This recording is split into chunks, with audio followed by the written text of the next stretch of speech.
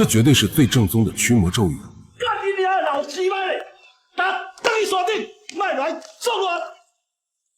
干躲下来！干，走开，我不怕你！干！就在两人咒语念得正嗨的时候，山上的魔神仔真的有了反应。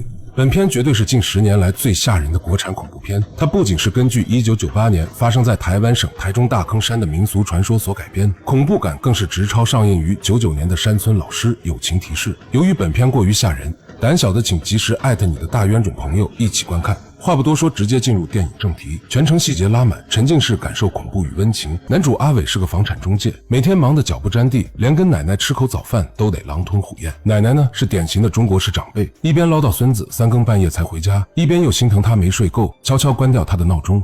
奶奶最大的心愿就是看着阿伟和他谈了5年的女友怡君早日完婚。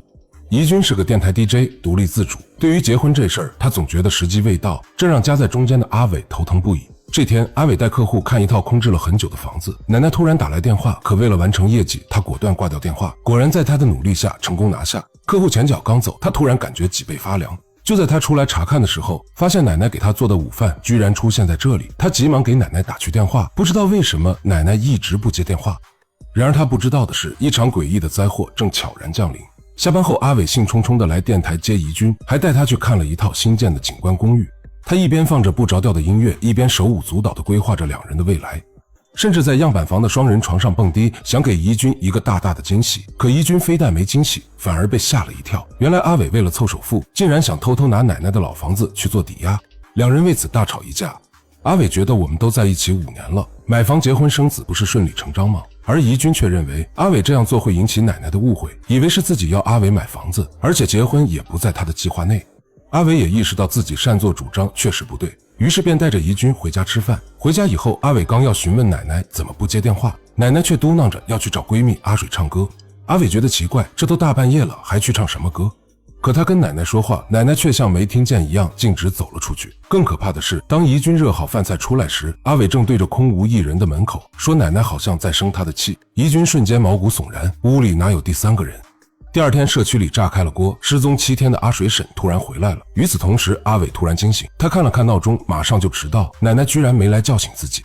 可他起床以后，却发现昨晚奶奶根本就没有回来。起初阿伟并未在意，因为奶奶以前也在阿水家留过宿。可就在上班的路上，他见到了浑身脏兮兮的阿水。阿水一见到阿伟就开始说对不起，看到他的样子，阿伟心里一阵发毛。可自己是个牛马，不得不去打工。在工位上，阿伟收到了一个快递，他拆开一看，居然是阿水的相机。相机里的内容是社区老年团一起去大坑山旅游的视频。就在此时，阿伟惊恐地发现，队伍的最后居然出现一个青面獠牙的红衣小女孩。下班以后，阿伟不敢自己去寻找奶奶，于是便让保安坤叔带他一起去阿水家。来到阿水家以后，坤叔发现这里没有通电，于是就让阿伟在原地等待他去寻找电闸。可就在此时，阿水的音响突然播放起了音乐。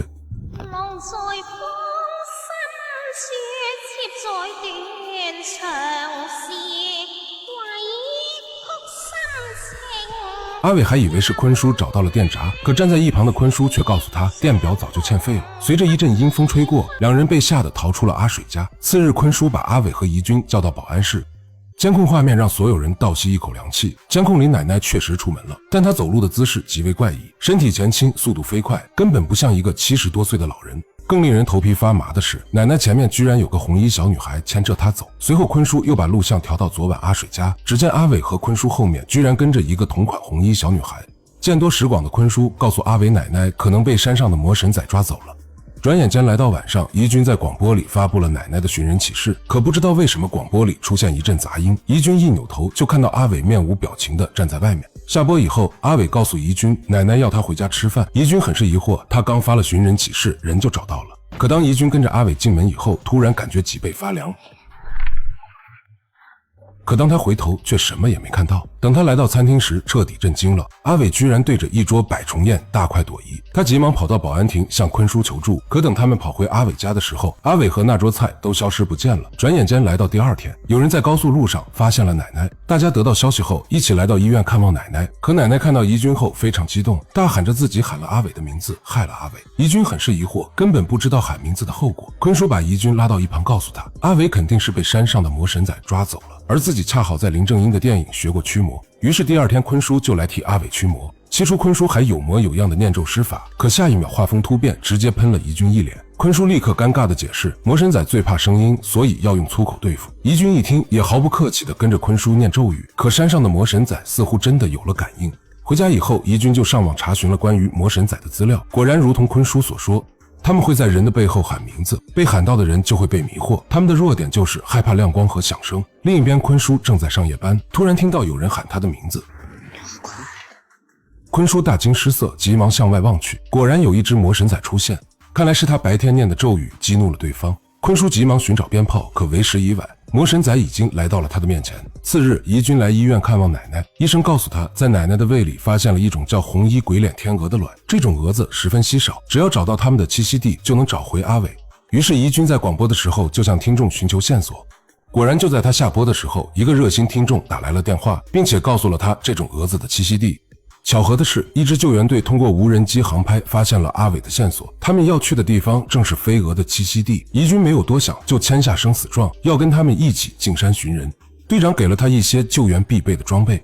次日一早，怡君就跟着救援队进了山，可他们一直搜寻到晚上，也没有丝毫线索。在吃晚饭的时候，队长给怡君讲了个故事。有一个传说，每一棵树都有一个灵魂，当你砍了一棵不该砍的树，山就会抓走一个人，把他的灵魂种在山上。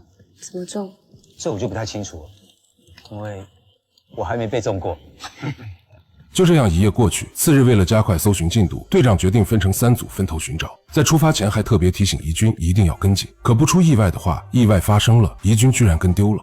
他急忙向前冲去，想要追上队伍，可跑着跑着才发现自己居然又回到了刚刚的3岔路口。就在怡君既恐惧又迷茫的时候，突然看到了阿伟的身影，于是怡君不顾一切地冲向了阿伟。这次他彻底迷路了，树林里还下起了大雾。怡君急忙把队长给他的绳子绑在树上当作记号，可不管他怎么走都会回到原地。此时的怡君才意识到自己遇到了鬼打墙，无奈之下他只好坐下来吃点钙奶饼干补充体力。就在此时，一只小手拍了他的肩膀，怡君被吓坏了，树上居然出现一只巨大的红衣鬼脸天鹅。怡君转身就跑，很快他就来到了一片诡异的树林。此时他终于知道人被种在树里是什么样子的，怡君直接被这恐怖的景象吓晕了过去。等他再次醒来的时候，发现自己居然躺在家里的床上，看着熟悉的场景，怡君还以为刚刚是自己做了一场噩梦，可很快他就发现了不对劲，阿伟居然给他做了早餐。因为他知道在家里从来都是奶奶做饭，阿伟根本就是个妈宝男，不会做饭。他想要离开，反被阿伟阻止。怡君下意识地摸向口袋，果然燃烧棒还在，他立刻点燃燃烧棒，魔神仔被吓跑，他也回到了现实中。很快怡君就在一棵树里找到了阿伟，他奋力地把阿伟挖了出来，要带阿伟逃跑，可阿伟却劝怡君自己跑，因为魔神仔一定会抓走他们其中一个。果然下一秒，阿伟就被魔神仔扑倒。此时的魔神仔也现出原形，他把怡君也控制起来，想要把他栽进树里。危急时刻，天空中突然亮起一枚枚闪光弹，魔神仔最怕强光和巨响，纷纷躲进了大山深处。原来是救援队发现怡君走丢后，调集来了更多支援。得救以后，他们一家3口过上了幸福的生活。阿伟事业稳定，怡君也有了他的孩子。可就在他们一家吃团圆饭的时候，墙上却出现了一只红衣鬼脸天鹅。他们真的从大山里逃了出来吗？且听下回分解。到这里，红衣小女孩的第1部也就结束了。本片以台湾省真实灵异事件为蓝本，不只是一部靠氛围吓人的民俗恐怖片，更是戳中人心的亲情寓言。影片用魔神仔、红衣小女孩的诡异设定，揭开的却是现代人最真实的痛点。我们总忙于奔波，忽略身边最亲的人，直到失去才追悔莫及。真正的恐惧从不是鬼怪作祟，而是心底的执念与未说出口的陪伴。电影用惊悚的外壳包裹着亲情与救赎的内核，提醒我们珍惜当下，守护身边人，别让遗憾成为困住自己的幻境。这也是它能成为台湾省恐怖经典，让人看完既心惊又动容的原因。我是小 K，我们下期见。